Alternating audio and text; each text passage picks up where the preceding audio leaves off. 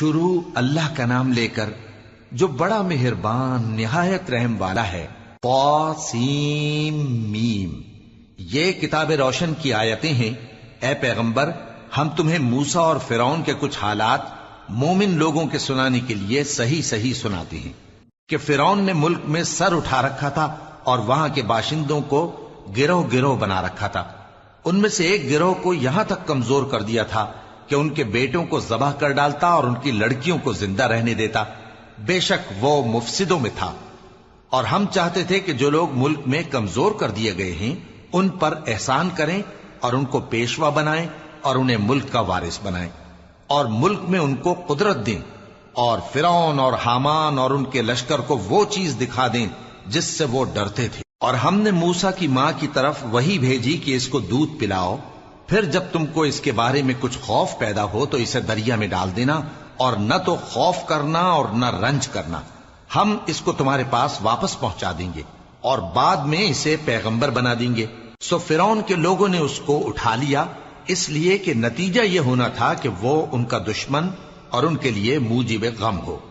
بے شک فرعون اور حامان اور ان کے لشکر غلطی پر تھے، اور فرعون کی بیوی نے کہا کہ یہ میری اور تمہاری دونوں کی آنکھوں کی ٹھنڈک ہے، اس کو قتل نہ کرنا، شاید یہ ہمیں فائدہ پہنچائے یا ہم اسے بیٹا بنا لیں۔ اور وہ انجام سے بے خبر تھے۔ اور موسیٰ کی ماں کا دل بے قرار ہو گیا، اگر ہم ان کے دل کو مضبوط نہ کر دیتے تو قریب تھا کہ وہ اس غم کو ظاہر کر دیتی۔ ہم چاہتے تھے کہ وہ مومنوں میں رہیں، اور والدہ موسیٰ نے اس کی بہن سے کہا کہ اس کے پیچھے پیچھے چلی جا، تو وہ اسے دور سے دیکھتی رہی، اور ان لوگوں کو کچھ خبر نہ تھی۔ اور ہم نے پہلے ہی سے اس پر دائیوں کے دودھ حرام کر دیے تھے، تو موسیٰ کی بہن نے کہا کہ میں تمہیں ایسے گھر والے بتاؤں کہ تمہارے لیے اس بچے کو پالیں اور اس کی خیر خواہی سے پرورش کریں۔ سو ہم نے اس طریق سے ان کو ان کی ماں کے پاس واپس پہنچا دیا تاکہ ان کی آنکھیں ٹھنڈی ہوں اور وہ غم نہ کھائیں، اور معلوم کر لیں کہ اللہ کا وعدہ سچا ہے، لیکن اکثر لوگ نہیں جانتے۔ اور جب موسیٰ جوانی کو پہنچے اور بھرپور جوان ہو گئے تو ہم نے ان کو حکمت اور علم عنایت کیا، اور ہم نیکوکاروں کو ایسا ہی بدلہ دیا کرتے ہیں۔ اور وہ ایسے وقت شہر میں داخل ہوئے کہ وہاں کے باشندے بے خبر ہو رہے تھے، تو دیکھا کہ وہاں دو شخص لڑ رہے تھے، ایک تو موسیٰ کی قوم کا ہے اور دوسرا ان کے دشمنوں میں سے۔ تو جو شخص ان کی قوم میں سے تھا اس نے دوسرے شخص کے مقابلے میں جو موسیٰ کے دشمنوں میں سے تھا مدد طلب کی، تو موسیٰ نے اس کو مکہ مارا اور اس کا کام تمام کر دیا۔ کہنے لگے کہ یہ تو شیطانی کام ہوا، بے شک وہ انسان کا دشمن ہے، کھلا بہکانے والا ہے۔ بولے کہ اے پروردگار، میں نے اپنے آپ پر ظلم کیا، سو تو مجھے بخش دے، تو اللہ نے ان کو بخش دیا، بے شک وہ بخشنے والا ہے، مہربان ہے۔ کہنے لگے کہ اے پروردگار، تو نے جو مجھ پر مہربانی فرمائی ہے تو میں بھی آئندہ کبھی گناہگاروں کا مددگار نہ بنوں گا۔ الغرض صبح کے وقت شہر میں ڈرتے ڈرتے داخل ہوئے کہ دیکھیں کیا ہوتا ہے، تو ناگہاں وہی شخص جس نے کل ان سے مدد مانگی تھی پھر ان کو پکار رہا ہے۔ موسیٰ نے اس سے کہا کہ تو بڑا بہکا ہوا ہے۔ پھر جب موسیٰ نے ارادہ کیا کہ اس شخص کو جو ان دونوں کا دشمن تھا پکڑ لیں، تو وہ بول اٹھا کہ جس طرح تم نے کل ایک شخص کو مار ڈالا تھا اسی طرح چاہتے ہو کہ تم مجھے بھی مار ڈالو۔ تم تو یہی چاہتے ہو کہ ملک میں ظلم و ستم کرتے پھرو، اور یہ نہیں چاہتے کہ صلح کرانے والوں میں سے ہو جاؤ۔ اور ایک شخص شہر کی پرلی طرف سے دوڑتا ہوا آیا، بولا کہ اے موسیٰ، اہل دربار تمہارے بارے میں مشورے کرتے ہیں کہ تم کو مار ڈالیں، سو تم یہاں سے نکل جاؤ، میں تمہارا خیر خواہ ہوں۔ چنانچہ موسیٰ وہاں سے ڈرتے ڈرتے نکل کھڑے ہوئے کہ دیکھیں کیا ہوتا ہے، اور دعا کرنے لگے کہ اے پروردگار، مجھے ظالم لوگوں سے نجات دے۔ اور جب انہوں نے مدین کی طرف رخ کیا تو کہنے لگے امید ہے کہ میرا پروردگار مجھے سیدھا رستہ بتائے۔ اور جب مدین کے پانی کے مقام پر پہنچے تو دیکھا کہ وہاں لوگ جمع ہو رہے اور اپنے مویشیوں کو پانی پلا رہے ہیں، اور ان کے ایک طرف دو عورتیں اپنی بکریوں کو روکے کھڑی ہیں۔ موسیٰ نے ان سے کہا تمہارا کیا کام ہے؟ وہ بولی کہ جب تک چرواہے اپنے جانوروں کو لے نہ جائیں ہم پانی نہیں پلا سکتے، اور ہمارے والد بڑی عمر کے بوڑھے ہیں۔ تو موسیٰ نے ان کے لیے بکریوں کو پانی پلا دیا، پھر سائے کی طرف چلے گئے اور کہنے لگے کہ پروردگار، میں اس کا محتاج ہوں کہ تو مجھ پر اپنی نعمت نازل فرمائے۔ थोड़ी देर के बाद उनमें से एक औरत जो शर्माती और लिजाती चली आती थी मूसा के पास आई, कहने लगी कि तुमको मेरे वालिद बुलाते हैं कि तुमने जो हमारे लिए पानी पिलाया था उसकी तुमको उजरत दें। फिर जब वो उनके पास आए और उनसे अपना माजरा बयान किया तो उन्होंने कहा कि कुछ खौफ न करो, तुम जालिम लोगों से बच आए हो। एक लड़की बोली कि अब्बा इनको नौकर रख लीजिए, क्योंकि बेहतरीन नौकर जो आप रखें वो है जो तवाना हो, अमानतदार हो। उन्होंने मूसा से कहा कि मैं चाहता हूं कि अपनी इन 2 बेटियों में से एक को तुमसे ब्याह दूं, इस अहद पर कि तुम 8 बरस मेरी खिदमत करो, फिर अगर 10 साल पूरे कर दो तो वो तुम्हारी तरफ से एहसान होगा, और मैं तुम पर तकलीफ डालनी नहीं चाहता, तुम मुझे इंशाअल्लाह नेक लोगों में पाओगे। मूसा ने कहा कि मुझ में और आप में ये अहद पुख्ता हुआ, मैं जो मुद्दत चाहूं पूरी कर दूं, फिर मुझ पर कोई ज्यादती न हो, और हम जो मुआहिदा करते हैं अल्लाह उस पर गवाह है।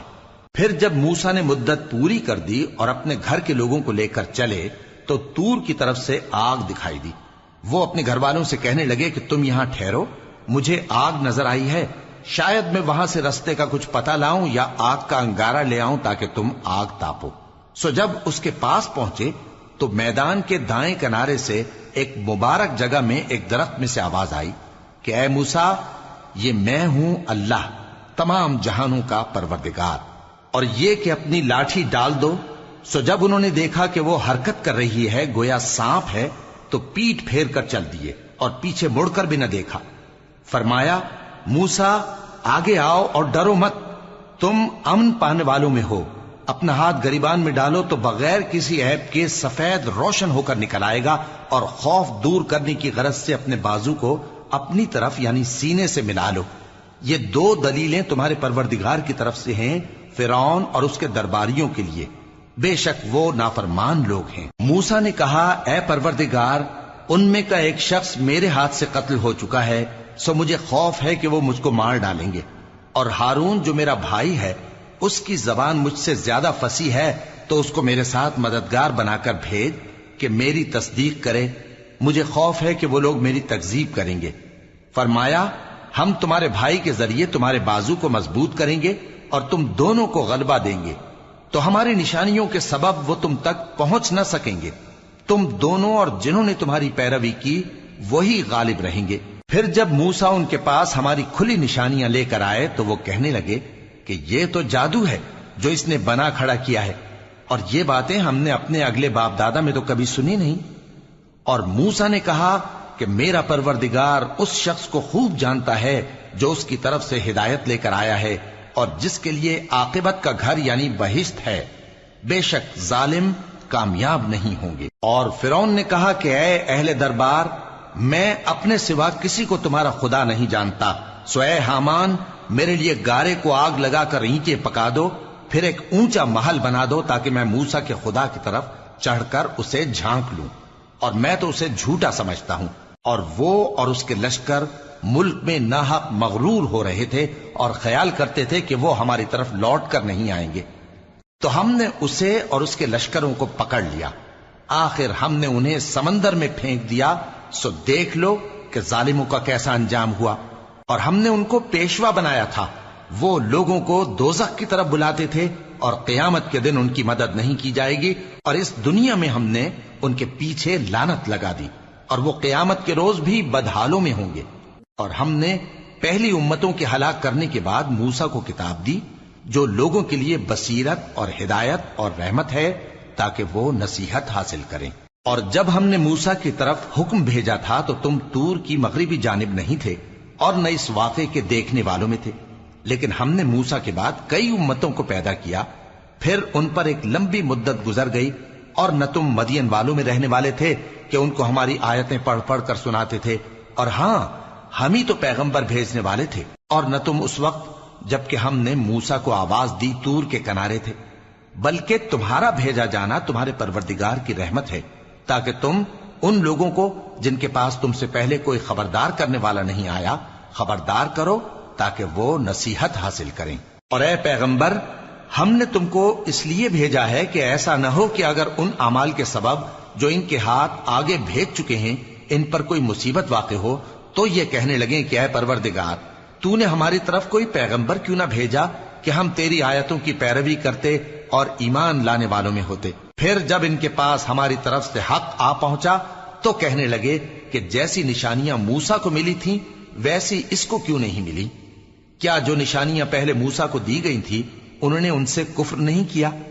کہنے لگے کہ دونوں جادوگر ہیں، ایک دوسرے کے موافق، اور بولے کہ ہم سب سے منکر ہیں۔ کہہ دو کہ اگر سچے ہو تو تم اللہ کے پاس سے کوئی اور کتاب لے آؤ جو ان دونوں کتابوں سے بڑھ کر ہدایت کرنے والی ہو، تاکہ میں بھی اسی کی پیروی کروں۔ پھر اگر یہ تمہاری بات قبول نہ کریں تو جان لو کہ یہ صرف اپنی خواہشوں کی پیروی کرتے ہیں، اور اس سے زیادہ کون گمراہ ہوگا جو اللہ کی ہدایت کو چھوڑ کر اپنی خواہش کے پیچھے چلے۔ بے شک اللہ ظالم لوگوں کو ہدایت نہیں دیتا، اور ہم پے در پے ان لوگوں کے پاس ہدایت کی باتیں بھیجتے رہے ہیں تاکہ نصیحت حاصل کریں۔ جن لوگوں کو ہم نے اس سے پہلے کتاب دی تھی وہ اس پر ایمان لے آتے ہیں، اور جب قرآن ان کو پڑھ کر سنایا جاتا ہے تو کہتے ہیں کہ ہم اس پر ایمان لے آئے۔ بے شک یہ ہمارے پروردگار کی طرف سے برحق ہے، اور ہم تو اس سے پہلے کے حکم بردار ہیں۔ ان لوگوں کو دگنا بدلہ دیا جائے گا کیونکہ صبر کرتے رہے ہیں اور بھلائی کے ساتھ برائی کو دور کرتے ہیں، اور جو مال ہم نے ان کو دیا ہے اس میں سے خرچ کرتے ہیں۔ اور جب بیہودہ بات سنتے ہیں تو اس سے منہ پھیر لیتے ہیں اور کہتے ہیں کہ ہم کو ہمارے اعمال اور تم کو تمہارے اعمال، تم کو سلام، ہم جاہلوں کو نہیں چاہتے۔ اے نبی، تم جس کو دوست رکھتے ہو اسے ہدایت نہیں کر سکتے، بلکہ اللہ ہی جس کو چاہتا ہے ہدایت کرتا ہے، اور وہ ہدایت پانے والوں کو خوب جانتا ہے۔ اور کہتے ہیں کہ اگر ہم تمہارے ساتھ ہدایت کی پیروی کریں تو اپنے ملک سے اچک لیے جائیں۔ کیا ہم نے ان کو حرم میں جو امن کا مقام ہے جگہ نہیں دی، جہاں ہر قسم کے میوے پہنچائے جاتے ہیں بطور رزق ہماری طرف سے؟ لیکن ان میں سے اکثر نہیں جانتے۔ اور ہم نے بہت سی بستیوں کو ہلاک کر ڈالا جو اپنی عیش والی زندگی میں اترا رہے تھے، سو یہ ان کے مکانات ہیں جو ان کے بعد آباد ہی نہیں ہوئے مگر بہت کم، اور ان کے بعد ہم ہی وارث ہوئے۔ اور تمہارا پروردگار بستیوں کو ہلاک نہیں کیا کرتا جب تک ان کے بڑے شہر میں پیغمبر نہ بھیج لے جو ان کو ہماری آیتیں پڑھ پڑھ کر سنائے، اور ہم بستیوں کو ہلاک نہیں کیا کرتے مگر اس حالت میں کہ وہاں کے باشندے ظالم ہوں۔ اور اے لوگو، جو چیز تم کو دی گئی ہے سو وہ دنیا کی زندگی کا فائدہ اور اس کی زینت ہے، اور جو اللہ کے پاس ہے وہ بہتر اور ہمیشہ باقی رہنے والی ہے۔ کیا تم سمجھتے نہیں؟ بھلا جس شخص سے ہم نے اچھا وعدہ کیا اور وہ اسے حاصل کرنے والا ہے، تو کیا وہ اس شخص کا سا ہے جس کو ہم نے دنیا کی زندگی کے فائدے سے بہرہ مند کیا، پھر وہ قیامت کے روز ان لوگوں میں ہو جو گرفتار کر کے حاضر کیے جائیں گے؟